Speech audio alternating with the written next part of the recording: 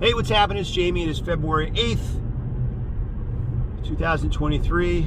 It is Wednesday, and I am doing a quick video about a real estate thing today.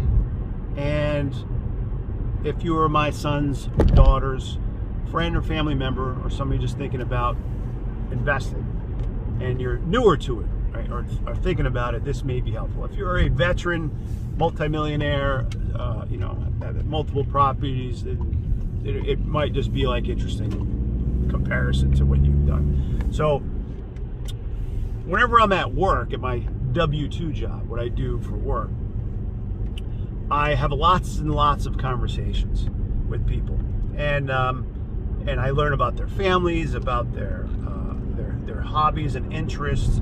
I learn about, sometimes lately, a lot of tragedies, things happen, people losing loved ones, about their faith, right, and that type of thing. So I always do my best to somehow incorporate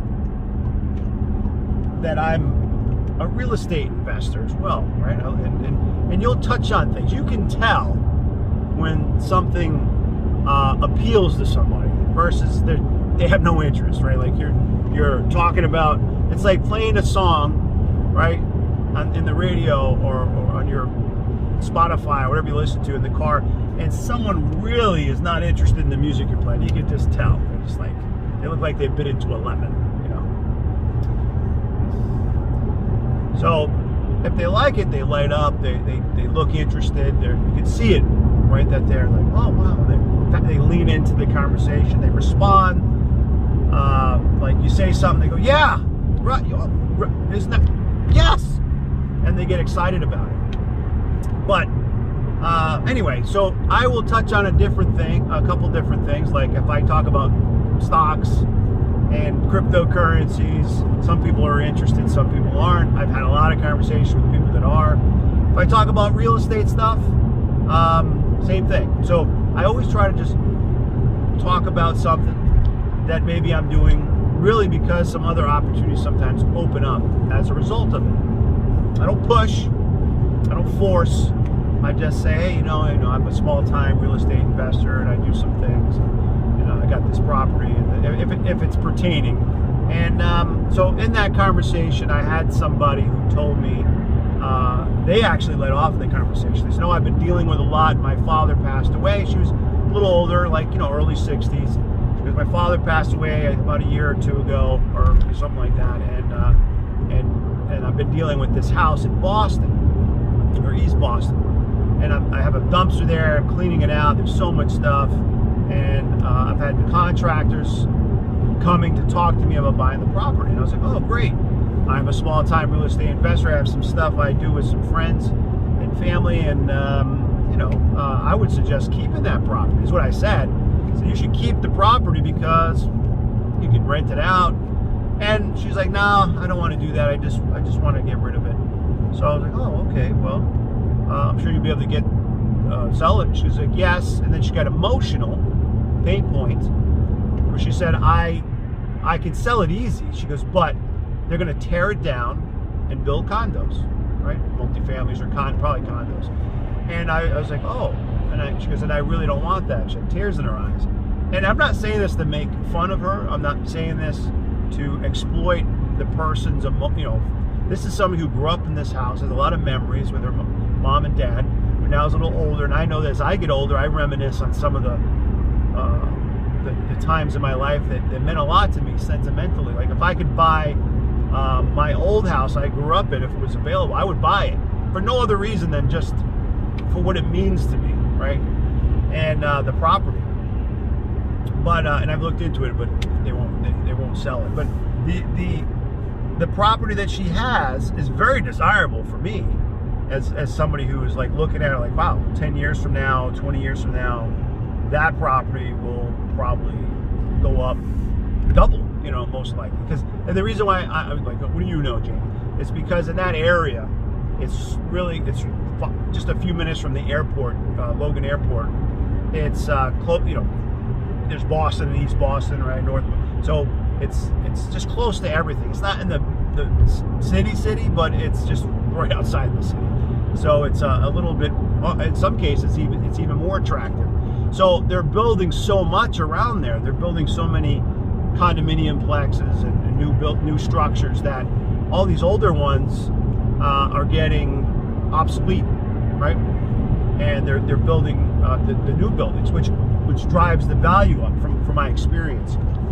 Now, what I said was, well, listen, if that falls through, I would buy it, and if I buy it, I won't tear it down. I'll make it a family home, and maybe a two-family, but I won't get rid of it. And she really seemed to light up. Oh, you would? So she said, I will keep that in mind. Give me your information, right, and all that stuff. And about 3 weeks later, her husband came to see me. He had to do something, and he goes, hey, the contractors that we had fell through, and if you're interested, she would like to, and she's in charge of this whole thing, she would like to talk to you. I said, okay, and I give her a call, and to make a long story short, I said, let me go do a walkthrough. And I spoke to my business partners, and basically said, hey, this is that thing I mentioned to you. It looks like it might be an opportunity now, a real opportunity. I'm going to go do a walkthrough.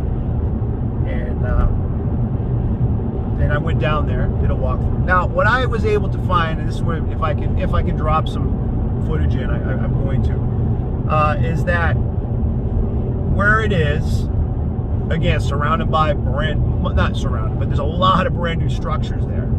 So a contractor, somebody who or an investor, a bigger investor, bigger than me, would come in and just tear it down. It's a tear down. Go to just the lot, clear it out, right? Get their permits, and then build a 4 to 6 unit, most likely, condo, whether they keep it or just sell them off. It's money. It's an investment, right? They're keeping their workers busy. They're keeping their money working, and it's another thing in their machine, right? And it's basically in your pipeline. Basically, it's a great location. I don't know how you lose over there, but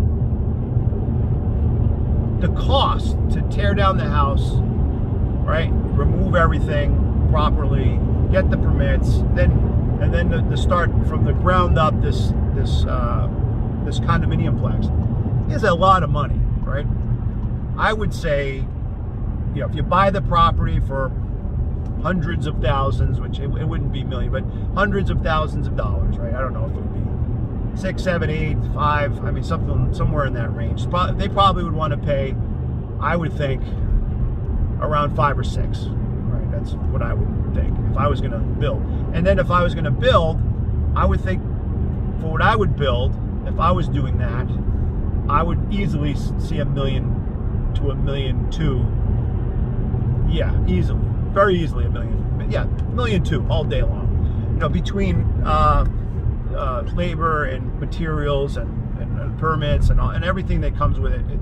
I think that $1.2 million is in that ballpark. It's very easy, for a 3 to 6 unit, depending on how big those units are. Then you got to think of parking, because parking's kind of weird there. So obviously, the people that want to buy it, I'm thinking, why wouldn't that contractor buy the property? It's because for what she wants for the property, because she told me what she wants, it doesn't give the guy much room, right? It puts them, because everyone has, they back into these numbers. They have they math it out and say, okay, I need to buy it for this, for it to work for me, right? Like, I got to work the deal, and I need to buy it for this, and then with all those other expenses, I'm going to be around here. And the market's a little uncertain, and yes, eventually it will go up. I'm thinking, I don't care if I overpay, because long term it's going to work out. It's a great place to put, store value. I don't see how you really lose, other than short term. Like overpay, as long as you can keep it and hold it, right? Then I think you're okay, because 5-10 years will go by and you're like, oh man, that was a great investment. I've done that, a couple times, right? 2 or 3 times I can think of, where I overpaid, so to speak, or not even overpaid. I got into something where I was like, it wasn't really that advantageous at the time. But fast forward 5 to 10 years, it was, you know, I tripled my money. So that's why when I look at this, that's how I'm seeing it. But the contractor guy walked away, most likely, because she's like, well, I was going to put it on the market, but I thought, hey, you remove a broker, because if she puts it on the market, now she's going to have to pay, let's say, 5%, right? 5% to somebody. And that's going to be anywhere from $40,000 to $60,000, I would guess, that she has to pay. So if she has a number in mind where she's like, I want to get this much, and then she's got a broker, you know, involved, so she's going to give up, say, 50 grand. I'm just giving you an example.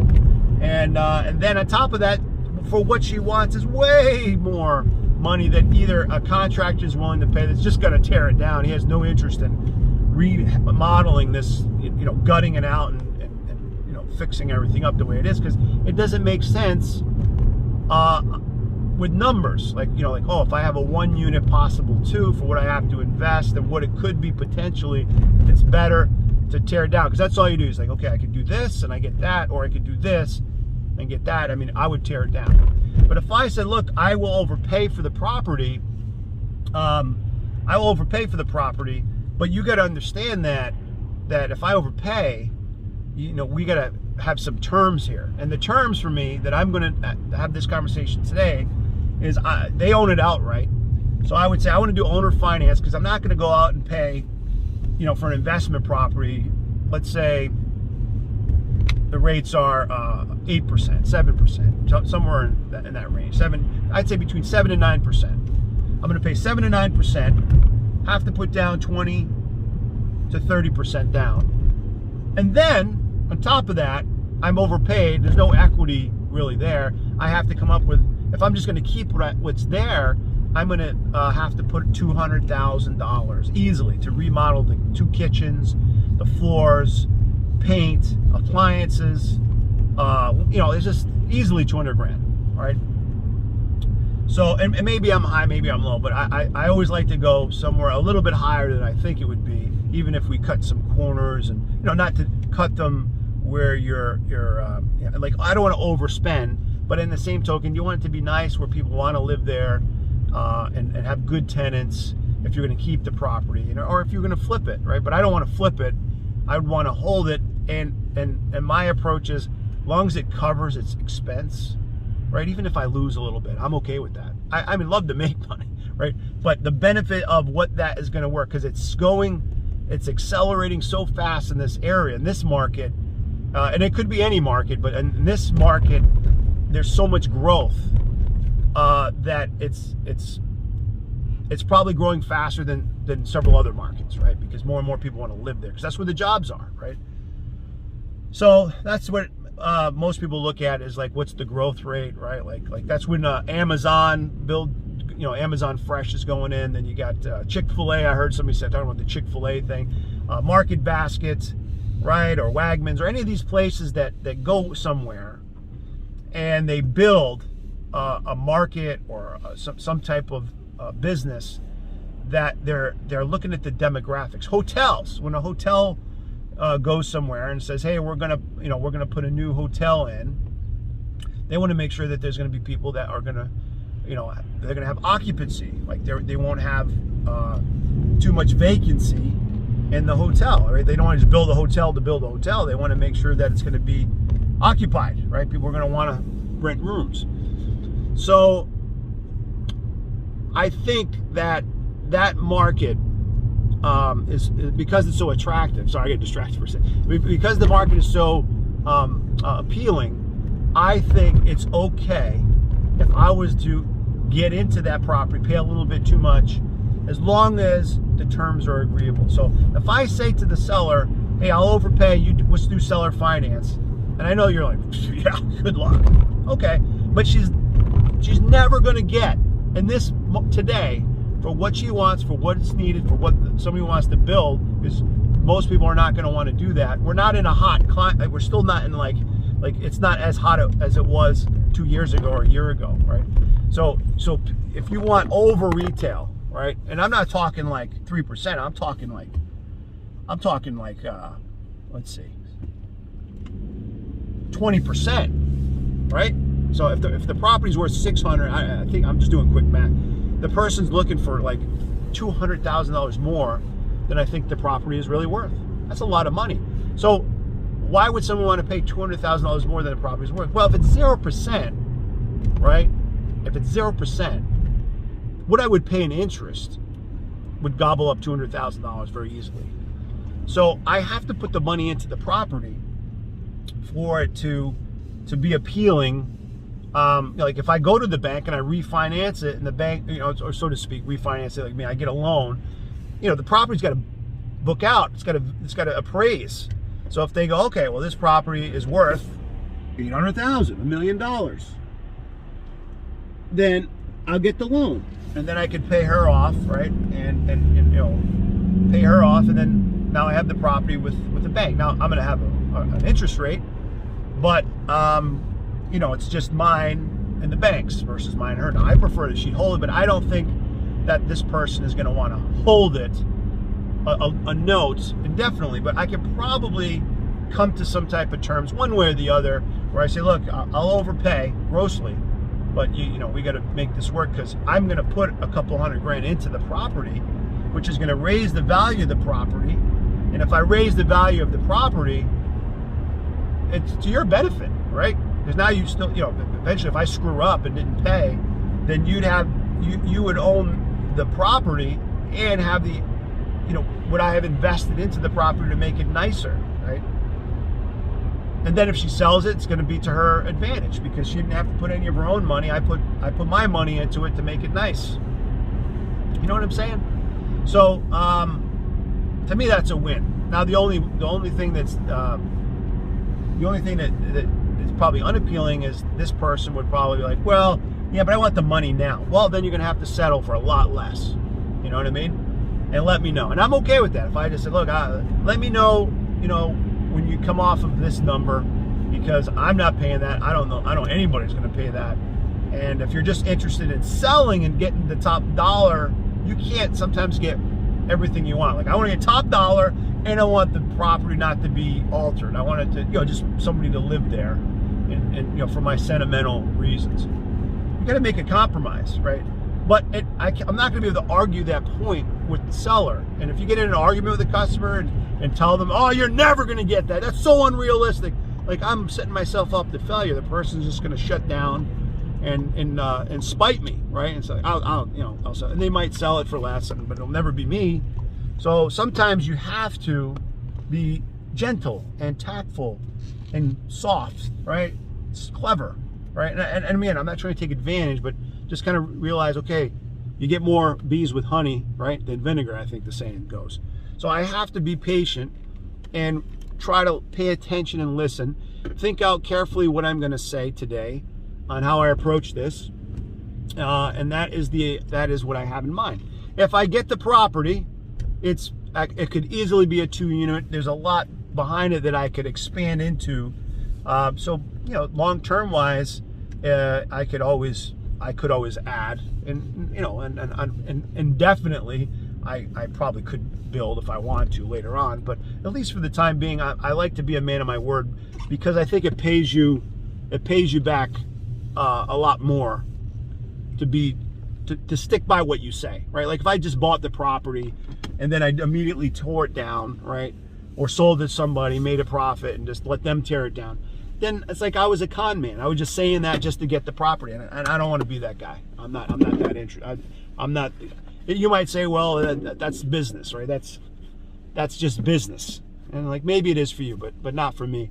If I've done stuff, people go, he did what he said he was going to do, and other things will come, and that's what I believe. Okay, but anyway, I that's all I really got going on. The stock stuff I don't want to really talk about today. That's just something I'm doing right now. And I'm just watching the market to see if I can, make a few bucks. I'll talk about that next time.